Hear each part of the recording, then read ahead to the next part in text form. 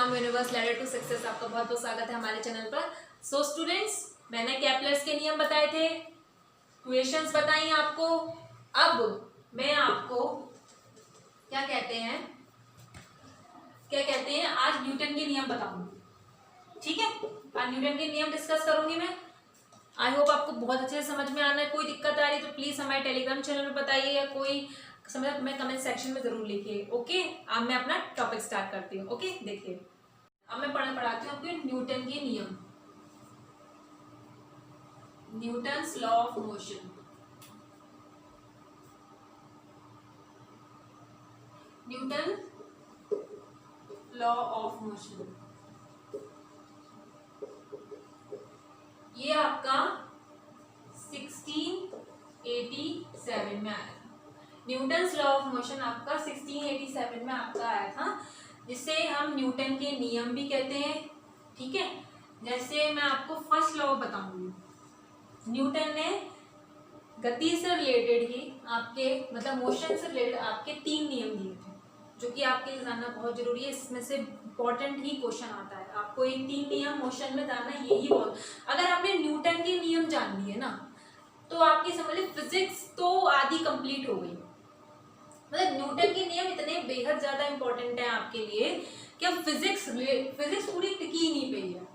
Physics से मतलब Newton ने काफी ऐसे नियम दिए थे, तो आपको ये बेहद जानना जरूरी है। इनकी एप्लीकेशंस भी, इनके फॉर्मूले भी, और इन्होंने क्या बात कही थी वो भी। ठीक है, अब जैसे न्यूटन का पहला नियम है फर्स्ट लॉ ऑफ मोशन, इसे हम लॉ ऑफ इनर्शिया भी कहते हैं। ओके, लॉ ऑफ इनर्शिया भी कहते हैं इसे, न्यूटन का पहला नियम। अब न्यूटन का पहला नियम क्या कहता है वो सुन लीजिए। न्यूटन का पहला नियम ये कहता है कि जब कोई बॉडी हमारी रेस्ट पे है या मोशन में है, जब कोई बॉडी हमारी रेस्ट में है या मोशन पे है या फिर एक कांस्टेंट स्पीड से चल रही है, वो तब तक नहीं रुकेगी, तब तक नहीं चलेगी जब तक उसमें कोई एक्सटर्नल फोर्स अप्लाई नहीं किया जाएगा। ठीक है, ध्यान से सुनिए मेरी बात कि न्यूटन का फर्स्ट नियम ये कहता है कि जब तक हमारी बॉडी कोई रेस्ट में है या मोशन में या फिर कोई कांस्टेंट स्पीड से चल रही है, वो तब तक नहीं रुकेगी या तब तक नहीं चलेगी जब तक उस पर कोई एक्सटर्नल फोर्स अप्लाई नहीं किया जाए, मतलब कि बाहरी बल उस पर नहीं लगाया जाए। ठीक है, अब सपोज दैट में ये मार्कर है, मैं इसे लिखना कब चालू करूंगी? जब मेरी ये उंगलियां या जब मेरा ये हाथ इस पे फोर्स लगाएगा, तभी तो ये चलेगा। तो यही चीज है कि जब तक आपकी बॉडी कोई रेस्ट पे है वो ऑलवेज रेस्ट पे रहेगी, मोशन में है वो ऑलवेज मोशन में रहेगी जब तक उस पर कोई एक एक्सटर्नल फोर्स अप्लाई नहीं होता है। तो यही आपका लॉ ऑफ इनर्शिया होता है, इसे ही हम लॉ ऑफ इनर्शिया कहते हैं ना। ध्यान रखिए इसमें, इसके सबसे पहले लॉ ऑफ इनर्शिया में 2 पार्ट होते हैं इसके, इनर्शिया ऑफ रेस्ट और एक इनर्शिया ऑफ मोशन। ओके, इसी फर्स्ट लॉ में आपकी डेफिनेशन ऑफ फोर्स भी दी गई है। मतलब यहीं से हमने जाना है कि बल क्या होता है, बल का काम क्या होता है, और मेन चीज फोर्स हमारा क्या वर्क करता है। तो first law is give also give the definition of force। ठीक है, फोर्स की डेफिनेशन भी आपकी फर्स्ट लॉ ऑफ मोशन से ही आती है। तो अगर आपको कोई क्वेश्चन है कि डेफिनेशन ऑफ फोर्स न्यूटन की किस नियम से दी गई है, तो Newton's first law of motion आपकी डेफिनेशन ऑफ फोर्स इससे दी गई है, क्योंकि इसमें बल की बात की गई है, बल का काम बताया गया है कि बल एक्चुअल में क्या काम करता है और उसका क्या मेन वर्क है। तो क्या वर्क किया करना है कि जब तक कोई बॉडी रेस्ट में है वो ऑलवेज रेस्ट में रहेगी। अब मैं खड़ी हूँ, अब मैं खड़ी ही रहूंगी जब तक मैं अपनी बॉडी पर फोर्स नहीं लगाऊंगी आगे बढ़ने के लिए। तो ऐसे जो बॉडी मोशन में है वो ऑलवेज मोशन में रहेगी जब तक उस पर कोई एक एक्सटर्नल फोर्स नहीं अप्लाई करते हैं। ठीक है, अब मैं सबसे पहले इसका इनर्शिया ऑफ रेस्ट डिस्कस करूंगी कि इनर्शिया ऑफ रेस्ट क्या होता है मेनली। ठीक है, अब मैं आपको बताऊंगी कि इनर्शिया ऑफ रेस्ट क्या होता है। सपोज दैट आपकी बॉडी रेस्ट पे है,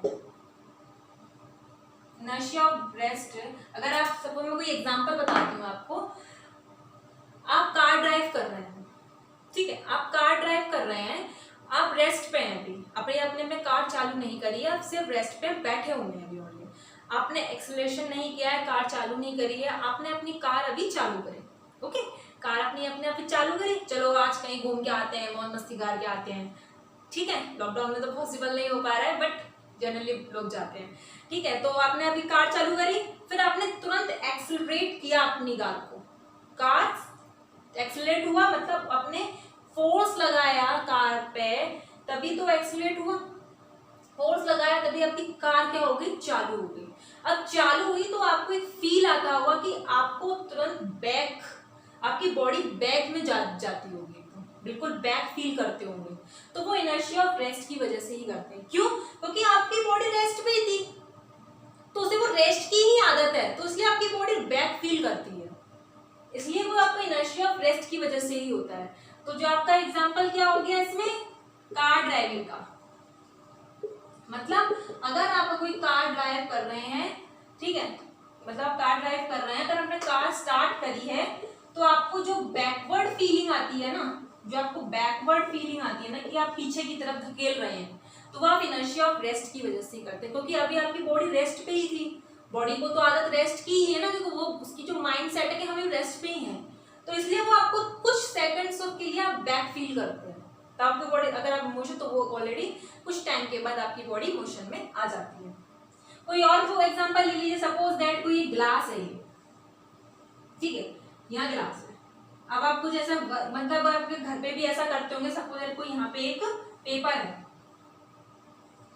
ठीक है, अब मैं देती हूँ, यहाँ कोई एक पेपर है, ठीक है, अपने कार के ऊपर क्या रखा, पेपर, और यहाँ पे अपने कॉइन रखा, ठीक है, कॉइन रखा, अब मैंने कहा पेपर को, अभी कॉइन क्या है, रेस्ट पे है, यहाँ पे रेस्ट पे, अभी अगर मैं इस पेपर को यहाँ से हटा दूं एकदम तुरंत, मोशन कर मतलब इसमें फोर्स लगाऊं इस पे, तो ये तुरंत मूव करेगा पेपर, लेकिन बट ये कॉइन मूव नहीं करेगा। क्यों? क्योंकि कॉइन रेस्ट पे है, इसकी पोजीशन भी रेस्ट पे है, और ये रेस्ट की पोजीशन में, इसलिए कॉइन मूव नहीं करेगा, कॉइन गिर के इसके अंदर चला जाएगा, इसके अंदर चला जाएगा। ये इनर्शिया ऑफ रेस्ट की वजह से ही हो रहा है, क्योंकि इसकी बॉडी रेस्ट पे है, ये आपने बल इस पे फोर्स लगाया तो ये पेपर इधर खिसक के आगे चला गया, ये बॉडी रेस्ट में है, इसे रेस्ट की ही आदत है, कुछ सेकंड ऑफ टाइम के लिए ये यहाँ पर रहे, कागज यहाँ से चला जाएगा, ये नीचे आ जाएगा। ये भी इसका एग्जांपल है, कॉइन वाला भी इनर्शिया ऑफ रेस्ट का। इनर्शिया ऑफ रेस्ट का मतलब कि जो बॉडी रेस्ट में है वो ऑलवेज रेस्ट में ही रहेगी जब तक उसको कोई एक्सटर्नल फोर्स नहीं लगाया जाएगा, और कुछ टाइम के लिए आप उसमें रेस्ट भी फील कर, जैसे कार ड्राइविंग में किया और इस वाले एग्जाम्पल में किया। अब मैं आपको बताती हूँ इनर्शिया ऑफ मोशन क्या होता है। इनर्शिया ऑफ मोशन का भी सेम ही एग्जांपल है कि जो बॉडी मोशन में है वो ऑलवेज मोशन में ही रहेगी, ये ध्यान रखिए, जो बॉडी मोशन में है वो ऑलवेज मोशन में ही रहेगी जब तक उसमें कोई एक एक्सटर्नल फोर्स नहीं लगाया जाता। इसका भी एग्जांपल देखिए, कार ड्राइविंग, आप कार ड्राइव कर रहे हैं, आपकी कार तो स्टार्ट हो गई, इनर्शिया ऑफ रेस्ट से खत्म हो गया, मोशन में आ गई, अब मोशन में है तो वो मोशन में ही चली जा रही है, ठीक है, कांस्टेंट स्पीड से आप मूव कर रहे हैं, मोशन में है। अगर आपको कार रोकनी है, अगर आपको कार स्टॉप करनी है, आपने क्या कहा, कार ड्राइव कर रहे हैं आप मोशन में है, कांस्टेंट स्पीड से आपकी जो कार है वो कांस्टेंट स्पीड से चल रही है। अगर आपने तुरंत फोर्स लगा दिया इस पर, स्टॉप कर दी, तो आप एक ध्यान रखना, आप एक अपवर्ड फील का मतलब एक आगे की तरफ धकेलते हैं, जैसे आप ब्रेक लगाते हैं आपकी बॉडी आगे की तरफ मूव करती है। क्यों? क्योंकि अभी आपकी जो बॉडी थी वो मोशन में थी, कार के साथ साथ आपकी बॉडी भी मोशन में ही थी, ठीक है, आपकी कार का तो बॉडी मोशन, तो उसे मोशन की ही आदत है। अगर आपने तुरंत ब्रेक लगा दिया तो उसे तो मोशन किया, तो वो बॉडी अपवर्ड डायरेक्शन में जाती है, कुछ टाइम वो सेकंड के लिए अपवर्ड डायरेक्शन में जाती है, तुरंत वो फिर पीछे जाती है। क्यों? क्योंकि वो इनर्शिया ऑफ मोशन की वजह से ही होता है, ठीक है, आप उसे अपवर्ड फील करते हैं, क्यों? इनर्शिया ऑफ मोशन की वजह से। समझ में आया आपको फर्स्ट लॉ ऑफ मोशन क्या होता है कि जो बॉडी ऑलवेज रेस्ट में है वो ऑलवेज रेस्ट में ही रहेगी, जो बॉडी मोशन में ऑलवेज मोशन में ही रहेगी जब तक उसमें कोई एक एक्सटर्नल फोर्स हम अप्लाई नहीं करते हैं, ठीक है। ये तो था आपका न्यूटन का पहला नियम। कुछ ऐसे एग्जांपल्स आएंगे आपके, आपको बताना पड़ेगा कि इसमें कौन सा नियम लगा है, न्यूटन का पहला, दूसरा, तीसरा। ठीक है, अब सेकंड लॉ डिस्कस करने से पहले मैं आपको मोमेंटम बता देती हूँ कि मोमेंटम एक्चुअल में क्या। मैंने आपको यूनिट एंड मेजरमेंट में जब मैंने बताया था तो मोमेंटम बताया था मैंने आपको। मोमेंटम क्या होता है, इसे हम स्मॉल पी से रिप्रेजेंट करते हैं, सॉरी कैपिटल पी से रिप्रेजेंट करते हैं, हम इसे कैपिटल पी से रिप्रेजेंट करते हैं इसे मोमेंटम को। और ये क्या होता है, मास इनटू वेलोसिटी। क्या होता है ये, मास इनटू वेलोसिटी होता है, मतलब P is equal to M into V. क्या होता है, P is equal to M into V. Mass का जो फॉर्मूला, मास की जो यूनिट होती है वो केजी होती है और वेलोसिटी की मीटर अपॉन सेकंड होती है। तो यही इसकी यूनिट होती है, KG into metre upon second momentum की हमारी क्या होती है, यूनिट होती है। इसका फॉर्मूला होता है मास इनटू वेलोसिटी। मतलब कोई आपकी कोई सपोज दैट कोई चीज है वो आपकी कितनी गति से और कितनी भार की आ रही है, इसमें मोमेंटम आप उसी में आपका मोमेंटम डिसाइड करता है। ठीक है, अब मैं ये डस्टर है, ये डस्टर है, मैं इसे कितने भी तेज से करूँ तो इसके अंदर कुछ मास है, कुछ वेलोसिटी है इसके अंदर, तभी तो, और मैंने उसमें फोर्स भी लगा, मतलब इसमें फोर्स है तो इसके अंदर कुछ मोमेंटम पैदा हुआ। ठीक है, इसका कुछ अपना मास है, इसका कुछ अपना मास है। अगर मैंने इसे तो ऐसे फेंका तो इसके अंदर कुछ वेलोसिटी भी होगी, इसके अंदर कुछ वेलोसिटी भी होगी, तो इसके अंदर मोमेंटम पैदा, जब मैं इसके अंदर फोर्स लगाऊंगी तो जैसे फेंकूंगी तो इसके अंदर कुछ मोमेंटम पैदा होगा। तो यही होता है मोमेंटम, मास इनटू वेलोसिटी होता है। अगर जो वैसे हम कार वगैरह की जिसको स्पीड वगैरह तो हम उसे मेनली उसे वेलोसिटी ही टर्म करते हैं, उसे वेलोसिटी ही हम उसे मानते हैं। तो आपको मोमेंटम समझ में आया क्यों, क्योंकि ये सेकंड लॉ में बहुत इंपॉर्टेंट है। Newton second law of motion आपका मोमेंटम से ही रिलेटेड है, इसलिए आपको मोमेंटम के बारे में जानकारी होनी चाहिए।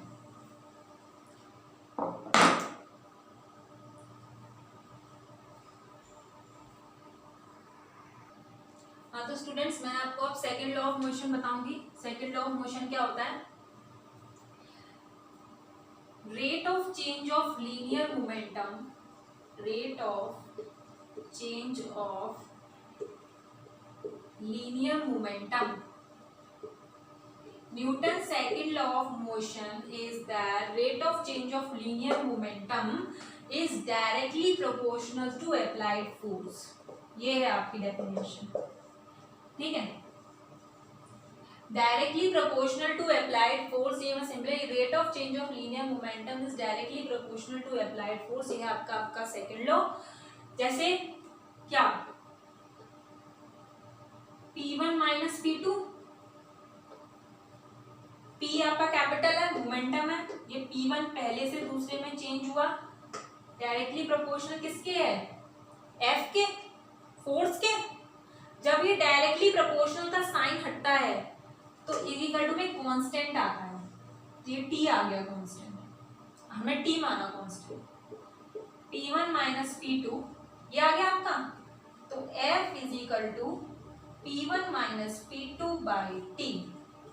तो फोर्स की डेफिनेशन क्या बनी, change of rate of change of linear momentum is directly proportional to time. तो जी आपका T क्या है यहाँ पे, टाइम। कि टाइम क्या, कि जो इस rate of change of linear momentum को एक वन पोजीशन से सेकंड पोजीशन में चेंज होने में कितना टाइम लगा। तो रेट ऑफ फोर्स की ये भी डेफिनेशन होती है, ध्यान रखिए, फोर्स का ये भी डेफिनेशन, उससे न्यूमेरिकल भी बनते हैं आपके, कि force equal to rate of change of linear momentum upon time. अब इसी फॉर्मूले को यूज करके हम सेकंड लॉ को ड्राइव करेंगे। ओके, ध्यान रखिए, इसे नोट कर लीजिए अपनी नोटबुक में। ओके, अब जैसे मैंने लिखा,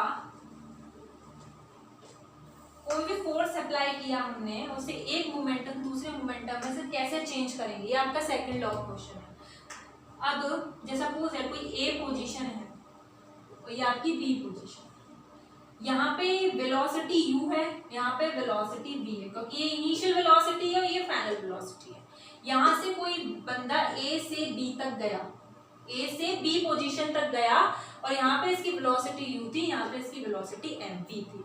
मास तो यहाँ पे भी m वही रहेगा और मास यहाँ पे भी m वही रहेगा।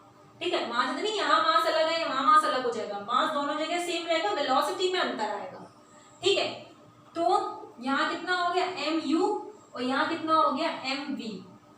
अब p यहाँ पे लिखेंगे p1 is equal to m1u1, p2 is equal to m2u2। Sorry, mass तो सेम ही रहेगा ना आपका, m2 क्या रहेगा, मास तो आपका सेम ही है, u रहेगा और ये mv रह जाएगा। p1 is equal to mu, mass same है, वेलोसिटी डिफरेंट है। p2 is equal to mv, mass same है, वेलोसिटी में अंदर, ये फाइनल वेलोसिटी है आपकी, इनिशियल वेलोसिटी है आपका। क्या था वो, f is equal to p2 minus p1 upon में t, p2 माइनस p1 भी कर सकते हैं। ठीक है, अब p2 की जगह मैं वैल्यू पुट करूंगी, p2 की mv आ गया इधर, p1 की वैल्यू mu आ गया इधर, और ये अपॉन में t आ गया, अपॉन में t आ गया। अब m कॉमन ले लेंगे इधर से, अंदर क्या बचेगा b minus u by T, क्या बचेगा आपका b minus u by T. ठीक है, ये फॉर्मूला किसका होता है, ध्यान करिए, final velocity minus initial velocity upon 2, ये t किसका फॉर्मूला होता है, ये होता है आपका एक्सेलरेशन का, मैंने बताया था एक्सेलरेशन का फॉर्मूला होता है ये v minus u by T, final velocity minus initial velocity upon time taken. तो अगर हम इसकी जगह m की जगह a, इसकी जगह a पुट कर दें, तो ये आपका फॉर्मूला आ गया F is equal to ma, force is equal to mass into acceleration. यहाँ से ये नई डेफिनेशन आई फोर्स की कि force is equal to mass into acceleration. यहाँ पे Newton second law of motion में फोर्स की क्वांटिटिव डेफिनेशन यहाँ पे डिस्कस हुई थी। फर्स्ट लॉ में तो सिर्फ ये बताया था कि सिंपली फोर्स क्या होता है, फोर्स का मेनली काम क्या, बट यहाँ पे जो सेकंड लॉ ऑफ मोशन में यहाँ पे फोर्स की क्वांटिटिव डेफिनेशन ऑफ फोर्स यहाँ पे दी गई है। ठीक है, तो ध्यान रखिए, अगर आपसे पूछा जाए क्वेश्चन में क्वांटिटिव डेफिनेशन ऑफ फोर्स किस लॉ, न्यूटन के नियम में दी गई है, तो वो न्यूटन के सेकंड नियम में दी गई है, ये ध्यान रखिए। अब फोर्स के बारे में थोड़ा बहुत जान लेते हैं। जैसे फोर्स की यूनिट क्या होती है, वैसे फोर्स एक चैप्टर है, मैं उसको अलग पढ़ाऊंगी आपको। फोर्स का टॉपिक, फोर्स की किससे रिप्रेजेंट करते हैं, कैपिटल एफ। ओके, इसकी यूनिट क्या होती है, न्यूटन, न्यूटन होती है, इसे कैपिटल एन से रिप्रेजेंट करते हैं। इसका फॉर्मूला क्या होता है, S equal to M into A क्या है, KG into acceleration metre upon second square. एक ये भी यूनिट होती है फोर्स की, न्यूटन भी होती है और डाइन भी होती है, ये ध्यान रखिए। जैसे हीट में जूल अर्ज भी होती है, वो उसकी सीजीएस यूनिट होती है, तो डाइन भी इसकी सीजीएस यूनिट होती है। ठीक है, ये तो इसकी एसआई यूनिट है, ठीक है, और ये क्या है, इसकी सीजीएस यूनिट है। ध्यान रखिए, 1 न्यूटन में आपके 10 टू द पावर 5 डाइन होते हैं। ठीक है, ध्यान रखिए, 1 न्यूटन में आपके 10 टू द पावर 5 डाइन होते हैं, ये ध्यान रखिए। अगर आपको न्यूटन में डाइन में कन्वर्ट करने आए तो आप इससे भी कर सकते हैं। समझ में आया आपको Newton second law of motion. Newton second law of motion क्या होता है कि इसमें मोमेंटम होता है। जैसे मैं आपको एग्जांपल लेके समझाऊं, आप क्रिकेट बॉल, क्रिकेट जो खेलते होंगे, यहाँ पे कुछ ऐसे स्टूडेंट्स जो क्रिकेट के बहुत बड़े शौकीन होंगे, जो अभी तो लॉकडाउन में क्रिकेट तो बहुत मस्ती से चल रहा है, तो आप ये देखते हो जो कैचर होते हैं, फील्डिंग जो करते हैं, तो कैच करते हैं बॉल को। तो जब बॉल को जब वो कैच करते थे, तो बॉल सपोज यहाँ है, तो बॉल अपना हाथ हमारा ऐसे पीछे ऑटोमेटिकली चला जाता है, जाता ही रहता है। क्यों? Because of momentum. हमारी जो बॉल है उसमें कुछ मास है, बॉल का कुछ मास है, और वो किसी गति से आ रही है हमारे पास, उसके अंदर खुद एक वेलोसिटी है, तो उसके अंदर कुछ मोमेंटम पैदा होगा। ऑलवेज बात है, कुछ मोमेंटम पैदा होगा। अगर जब उसका मोमेंटम जीरो करने के लिए वो हमें उसको पीछे की तरफ धकेलता है, उसका जब तक मोमेंटम जीरो नहीं होगा, हमारी बॉडी पीछे की तरफ जाएगी। तो cricket of catching of cricket ball इसका एग्जांपल है Newton second law of motion का। कैचिंग ऑफ क्रिकेट बॉल वो आपके क्रिकेट के नियम की वजह से, इसके सेकंड न्यूटन के सेकंड नियम के मोमेंटम की वजह से ही आपके आपकी क्रिकेट बॉल का जो कैच करते हैं तो पीछे की तरफ जाती है, क्योंकि उसमें मोमेंटम होता है। मोमेंटम जब तक उसका जीरो नहीं होगा तो आपको उसके तब तक वो आपका पीछे आता है। मोमेंटम जीरो होते ही आपकी बॉल नॉर्मल हो जाती है। तो बिकॉज ऑफ मोमेंटम की वजह से ही आपका इस एप्लीकेशन पे फर्क पड़ता है, इसलिए Newton second law of motion का इसका ये एग्जांपल है। ओके, हम आपका न्यूटन का थर्ड नियम डिस्कस करते हैं। आई होप आपको अच्छे से समझ में आया होगा। अब न्यूटन का थर्ड नियम क्या कहता है ये बताइए। पढ़े होंगे, 9th क्लास की सब्जेक्ट है मोशन वगैरह। न्यूटन का थर्ड लॉ ऑफ मोशन क्या कहता है आपका? थर्ड लॉ ऑफ मोशन, इसे हम एक्शन रिएक्शन फोर्स भी कहते हैं। Action reaction